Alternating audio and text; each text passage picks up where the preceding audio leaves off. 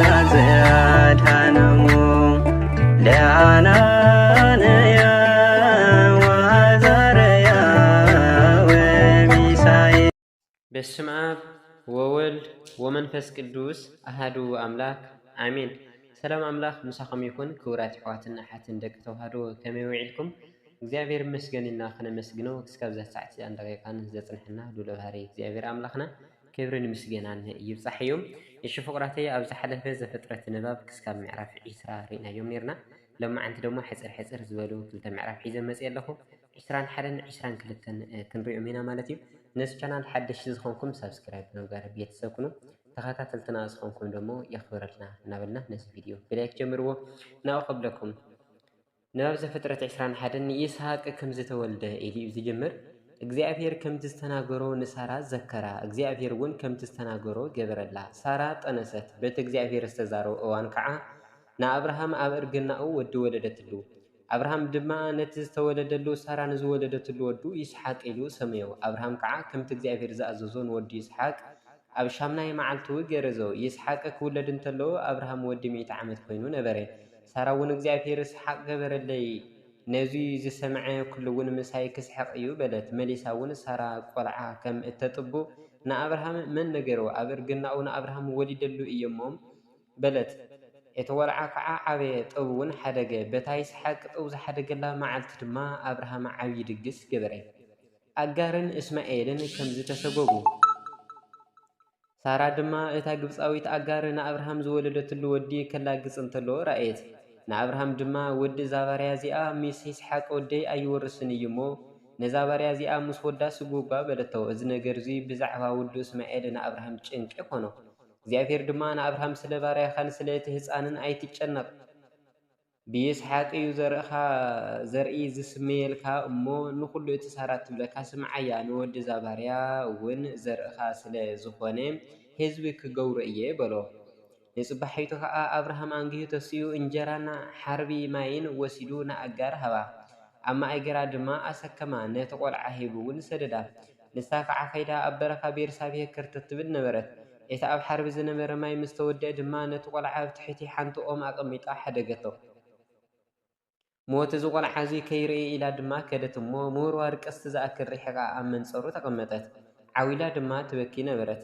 ኣምላኽ ከዓ ድምፂ እቲ ቆልዓ ሰምዐ። መልኣከ እግዚአብሔር ድማ ካብ ሰማይ ወሪዱ ንኣጋር ኣጋር እንታይ ኮንኪ ኢኺ? እግዚአብሔር ድምፂ እቲ ቆልዓ ኣፍታ ዘለዋ እንተሎ ሰሚዕዎ እዩ እሞ ይትፍርሒ። ተስኢ ነቲ ቆልዓ ልዒልኪ ብኢድ ክደግፍ እዩ፣ ኣነ ከዓ ዓብዪ ህዝቢ ክገብሮ እየ በላ። እግዚአብሔር ድማ ዓይና ከፈተላ፣ ማይ ዘለዎ ዒላ እውን ረኣየት። ከይዳ ከዓ ነቲ ሓርባ ማይ መሊኣ ነቲ ቆልዓ ኣስተየቶ። እግዚአብሔር ድማ ምስቲ ቆልዓ ነበረ፣ ንሱ ከዓ ዓበየ፣ ኣብ ምድረ በዳ እውን ተቐመጠ፣ ስደተኛ ከዓ ኮነ።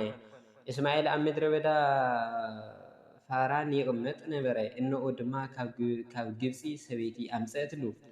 ኣብርሃምን ኣበሜሌክን ኪዳን ከም ዝተኣታተው። በቲ ዘመንቱ ድማ ኣበሜሌክ ምስ ኣኾዘት ሓለቃ መጓሰኡን ምስ ፊኮላ ሓለቃ ሰራዊቱን መፂኡ ንኣብርሃም ብእትገብሮ ኩሉ እግዚአብሔር ምሳኻ እዩ። ሕዚ ከዓ ከምቲ ኣነ ፅቡቕ ዝገበርኩልካ ንኣይነ ነዛ ስደተኛ ኮይንካ ትነብረላ ዘለኻ ምድርን ከምኡ ክትገብር እምበር ንኣይ ንደቀይን ንደቂ ደቀይን ክፉእ ከይትገብር ብእግዚአብሔር መሓለለይ በሎ።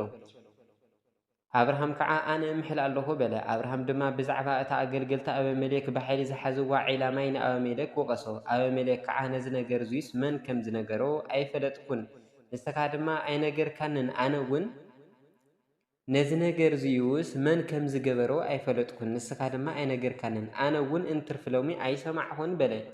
ኣብርሃም ድማ ኣባጊዕን ከፍትን ወሲዱ ንኣበሜሌክ ሃቦ። ክልቲኦም ከዓ ኪዳን ተኣታተው። ኣብርሃም ድማ ካብ መጓሰኡ 7 ኣንስትዮ ኣባጊዕ ንበይነን ፈለየ። ኣበሜሌክ ከዓ ንኣብርሃም እዘን ንበይነን ዝፈለካየን 7 ሸበን ኣባጊዕ እንታይ እየን በሎ።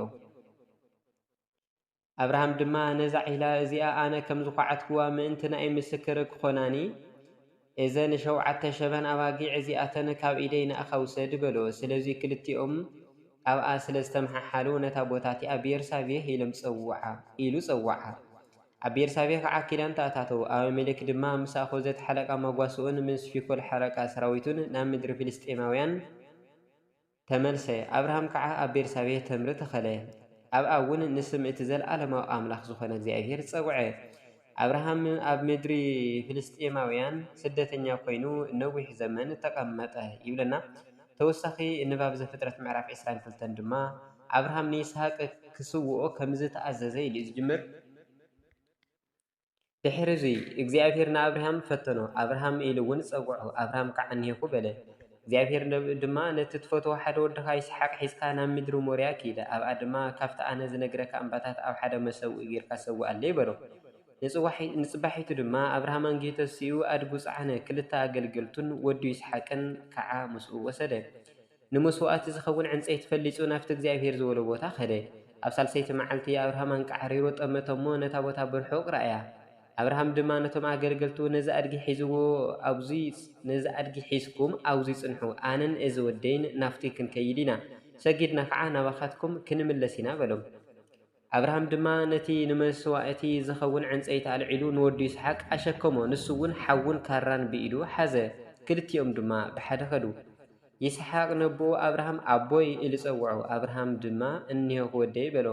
ይስሐቅ ድማ ሓውን ዕንፀይትንስ እኒሄው፣ እቲ ንመስዋእቲ ዝኸውን በጊዕ ደኣ ኣበይ ኣሎ ኢሉ ጠየቆ። አብርሃም ከዓ ወደይ እቲ ንመስዋእቲ ዝኸውን በጊዕስ እግዚኣብሔር ከዳሊ እዩ ኢሉ መለሰሉ። ክልቲኦም ድማ ብሓደ ኸዱ።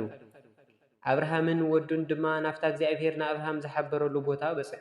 አብርሃም ድማ ኣብኣ መሰውኢ ሰርሐ፣ ዕንፀይቲ ከዓ ፀፍፀፈሉ።